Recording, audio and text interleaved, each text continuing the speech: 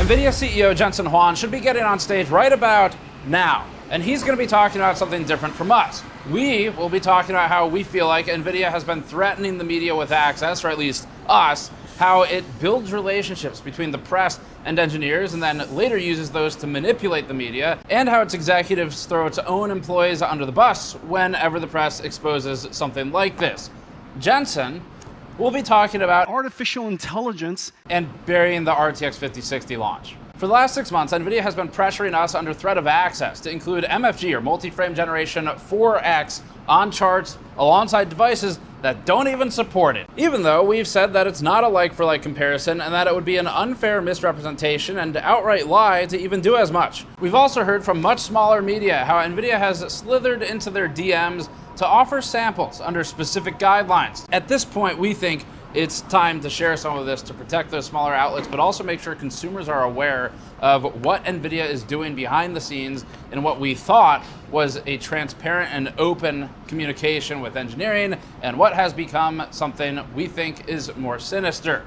And I guess this might destroy the possibility of working with NVIDIA at any point in the near future, because it is a kind of scorched earth approach, but that's the GN Chef special. Scorched earth.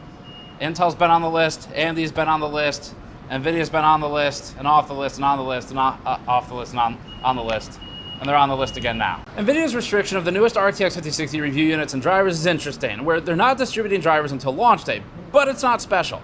Today is about, in our opinions, NVIDIA's malignant poisoning of the media by creating a facade of open access to its people and then using those people like poker chips to subversively try to advance a certain narrative, even though it already controls 90% of the market. And less than ever, NVIDIA has needed to engage in subterfuge and manipulation, and yet more than ever, we feel that they're trying it. And that they decided to try changing editorial direction with us, of all of the outlets, made us talk to other media outlets to learn about their experience of it. And we'll have some of that later in the week as well. Now, in order to continue to be allowed to talk to thermal engineer Malcolm and technical latency expert Guillermo, both of whom are audience favorites and people we greatly enjoy working with, we've been informed that we need to talk more about multi-frame generation, especially MFG 4X, and include MFG 4X on charts, even with cards that can't feature it. And NVIDIA wants to reinforce, we think, Jensen's lie, where it's committed to making sure that 5070 equals 4090 is true.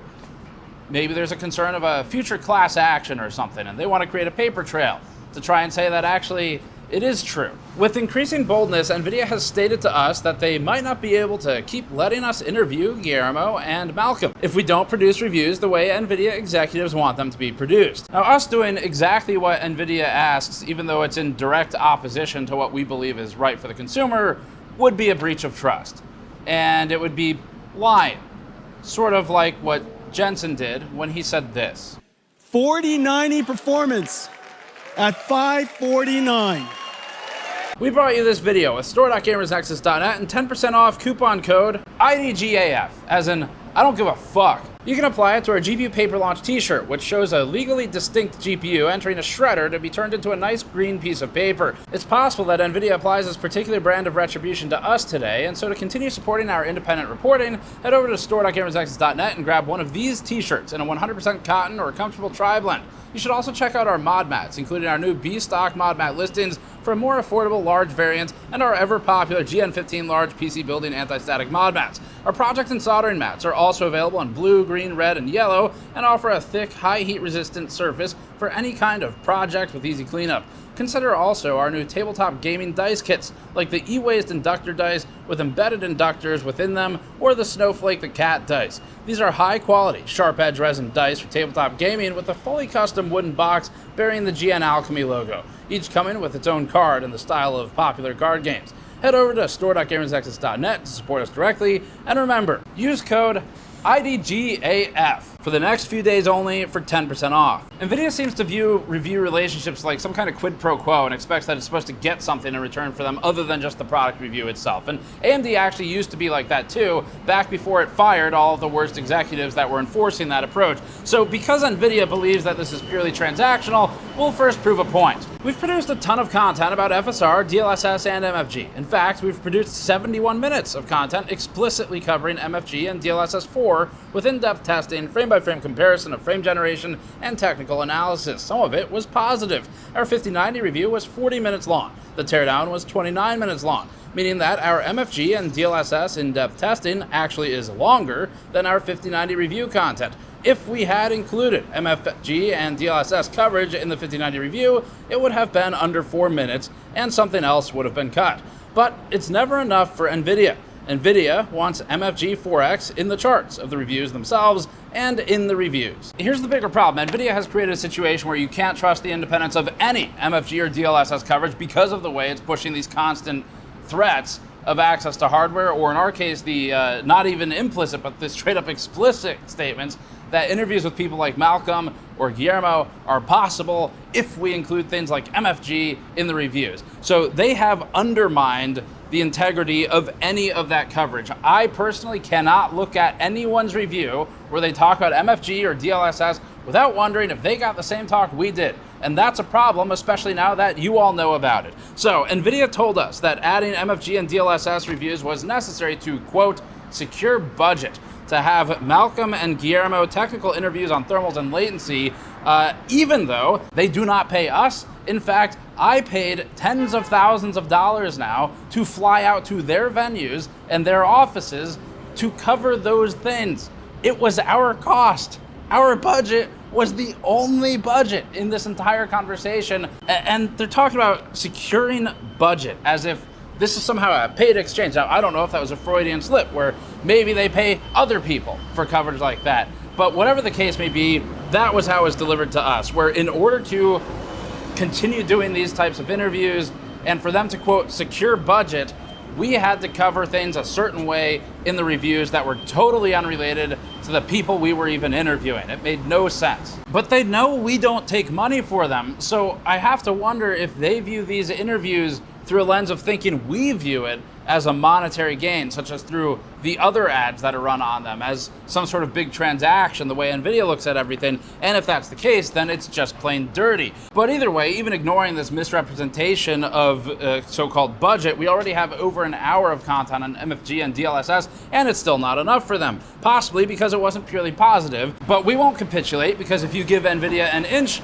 they'll take a mile, and their drivers don't even fucking work anyway. This whole thing is bizarre though. Malcolm is a thermal engineer. He has nothing to do with MFG, and to be clear, we are almost certain that he has no idea he's being treated as a poker chip by NVIDIA's upper command. We like NVIDIA's acoustic, thermal, and latency engineers and have friendly rapport with them. We find them to be honest and intelligent without being marketers. The information is genuine and comes from a genuine place. I would absolutely love to continue working with Malcolm and Guillermo, but that's what makes this so gross from NVIDIA. NVIDIA is now undermining even that trust with its engineers by poisoning the well. It seeps into the ground and it can't be removed. We can't trust NVIDIA's motives for anything now, and at this point you shouldn't either, and frankly it's disturbing how many times NVIDIA brings up Malcolm's name specifically when we talk about MFG in charts. Because again, he's a thermal engineer. He makes fans and metal make things cold.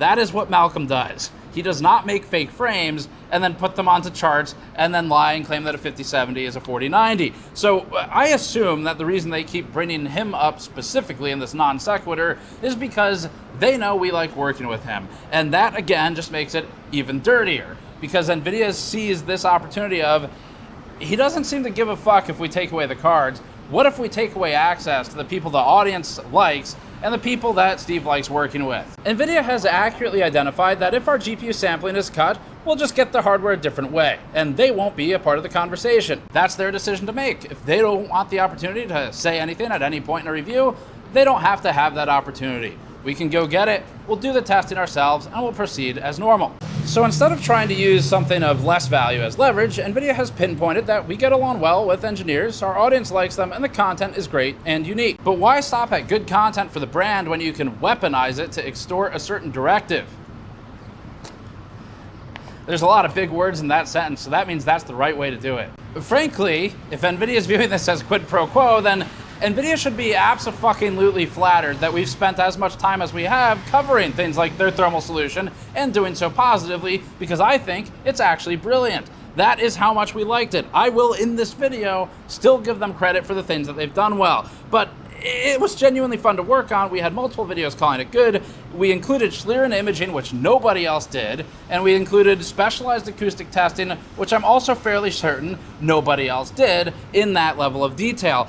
But again, it's not good enough. It is not good enough to do these things. You also have to talk about the rest of the narrative that they want to talk about. And to be in media doing testing on hardware with such limited time before a review goes live, the whole point is that everybody does something that the other people aren't doing. That's the cool part about it. But NVIDIA doesn't get that. NVIDIA seems to want a concerted push on their narrative, and it always wants more. It is never enough for NVIDIA. By threatening access to interviews and hardware, NVIDIA has created a scenario where all of the intentions have to be questioned, and that can even include ours if people don't know about this, which is why we have to expose it now to make sure everybody's aware of exactly what's going on behind the scenes, because NVIDIA has dirtied what was otherwise a clean and fun, seemingly transparent look at their hardware. But that transparency apparently was not the only intent. It was coming with a price. And we, to maintain the transparency, will be sharing all of that with you, because we're not going to let NVIDIA use this shit as a cudgel to dictate how we cover things. It's fucked up. I went off script. NVIDIA is undermining all the DLSS and MFG content by doing this, and I'm certain that for many of our peers, just like for us, they looked at the technologies. That's the NVIDIA bike going by. They're trying to make sure you can't hear me. Many of our peers probably looked at the technologies because they were genuinely interested in it, but you still have to look at it and wonder what was going on behind the scenes, and was it the same as it was for us? And again, this is a problem for NVIDIA, and I'm not sure they even thought about it that way, which is a big issue. So, for example, I spoke with Hardware Unboxed. I know Hardware Unboxed genuinely wanted to cover the MFG and DLSS technology, and their intentions were good. Hardware Unboxed, though, is interesting and will come up later because they got a talk similar to the one we just got years and years ago for similar editorial direction standpoint on reviews. But the problem that emerges is now every reviewer is looking at this video going, oh fuck, I have to now justify that I actually talked about this stuff because I wanted to, not because NVIDIA told me to. So it creates this cascade of issues, all from NVIDIA. NVIDIA is well known in the industry for being vindictive, not just towards media, but its own partners. EVGA left loudly because of it, and we had exclusives in our coverage of that. But over the years, every board partner we've spoken to has been terrified at one point or another of NVIDIA's visceral reactions to innocuous things. When I fought NVIDIA over this editorial direction push that they've been pursuing in our calls, which I've recorded and I am prepared to release if I have to, because NVIDIA was also recording those calls, and both parties were aware that NVIDIA was recording those calls because they were calls for the press. Just to be clear, NVIDIA, I am prepared to release them if I need to reinforce my statements today. But in those calls, I repeatedly pointed out that this whole thing of pursuing a certain editorial push narrative, that creates a transparency problem. And a different NVIDIA representative stated, my transparency is that I give you a card to test and review. That's my form of transparency. Which is like, okay, but you didn't though, because you didn't send a 5060. And for the people who did get it, the drivers aren't public anyway. So first of all, fuck off for even saying that. And secondly, it's not even true. The fuck off part's not in the script. But our contacts are good people, and so we've wondered where all this is coming from. The answer is from the top. We asked other people, not our contacts, and particularly former insiders, and found that executive level decisions from 3 people are landing on PR around the world to force through media. NVIDIA's misleading demands of MFG 4X inclusion in reviews would help it to avoid the problem that it has now, which is that its products aren't improving as much as the price is increasing. But even if someone wanted to add that data to reviews, NVIDIA often only gives reviewers 3 to 5 full days to review a card, sometimes a week if we're lucky. And then there's the fact that its own drivers are currently so fucked up beyond all recognition, or the foobar drivers as I call them, that even enabling MFG or DLSS in some games with some settings causes them to crash or the system to shut down. So it's already physically impossible to do all the tests that we do in that time and yet add more, and then it doesn't even work sometimes anyway, which would mean we take other things out, which NVIDIA would also be mad about. But that doesn't matter because we don't produce reviews for NVIDIA to be happy about them. We produce reviews for people to buy products or not buy products or buy competing products. That's what we do as our service. And so from NVIDIA's viewpoint, we basically need to change our editorial direction.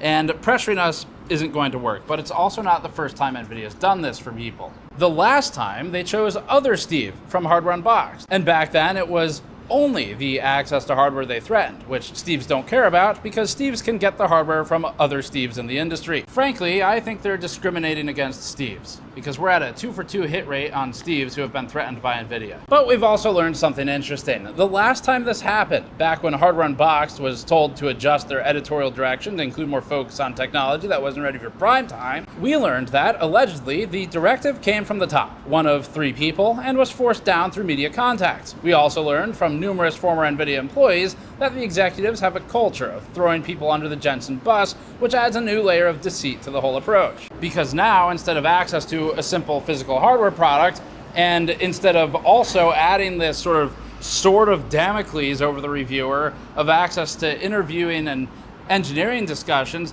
it also has the third run, which is that anyone in the media with a conscience is going to wonder how exposing something like we're doing today is going to affect the messengers who are given the message to send to us when it goes back up the chain and they have a "who did this to me" conversation. So I know these demands aren't necessarily coming directly from the representatives who work for NVIDIA and talk to us. We think it's coming from above them. And to try and prove this theory, I went and I spoke to a ton of other media you all likely know from all around the world.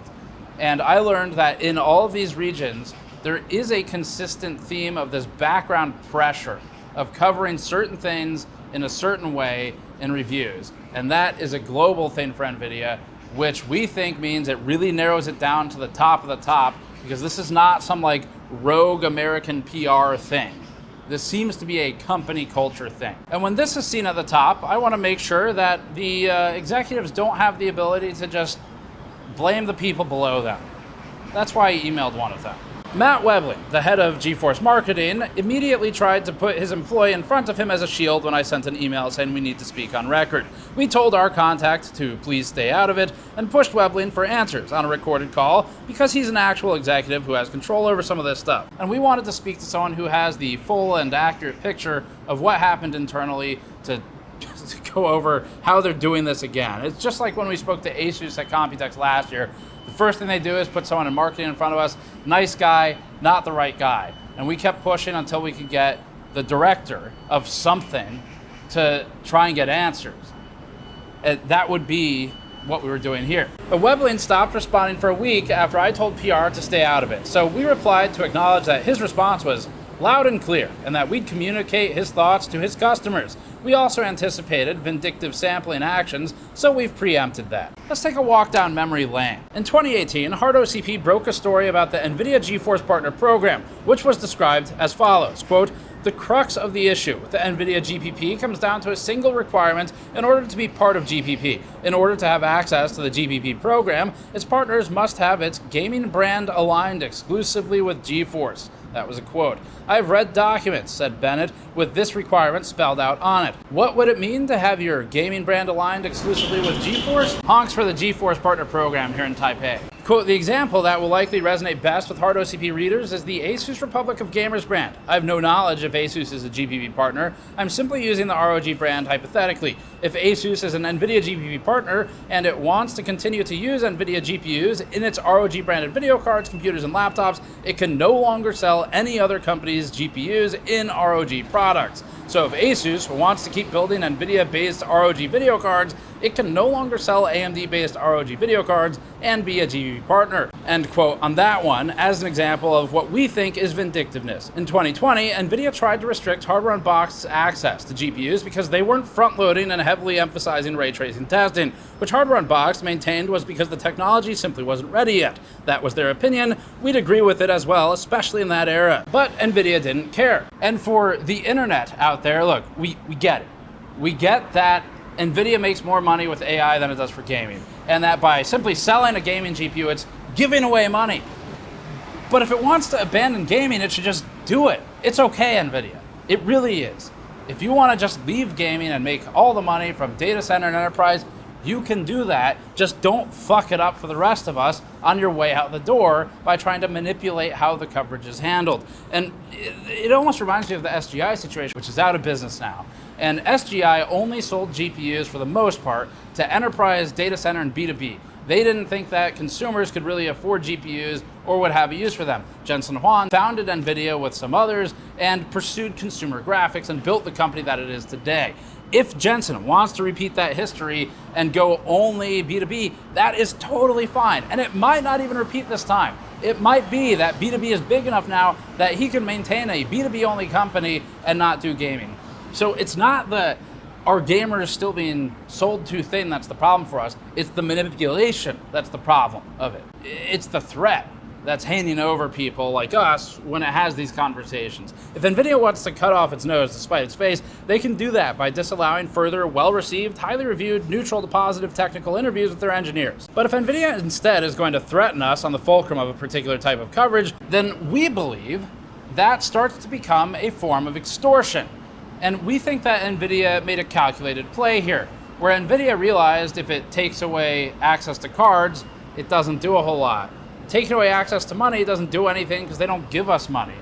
But what if it takes away access to the things that generate money through separate channels, like just through YouTube AdSense? Maybe that'll work. That's how I felt receiving these messages. And just to be clear for our audience, again, referring to the coupon code 10% off on store.gamersnexus.net, I don't give a fuck what NVIDIA does for any of that, because we're going to continue on just the same. I would love to bring you all engineering content and interviews and let them tell their story in a way that's educational and actually useful for people. If NVIDIA doesn't want to be a part of that, that's fine. They can fuck off and do whatever they want, and we'll keep doing our thing. Ultimately, that's why we have audience support from you all, so we can do stuff like this. So anyway, at some point, enough is enough. And that's true for consumers too. And to keep that thought in mind of enough is enough, I'll leave you with a message from the late Gordon Ma-Un, my friend and mentor, who once said this at this very location in Taipei. Internet, you will disagree, you will piss and moan in the comments all day, you will cry about it, scream about it, go on Twitter and Reddit, and and then you go to buy your NVIDIA card. And the internet, because I know you right now, is like, yeah, this is like, I only care about value, you know, F you NVIDIA. You know, what's up with the prices? Hey, Gordon. Oh, I'm sorry. We're in a restaurant.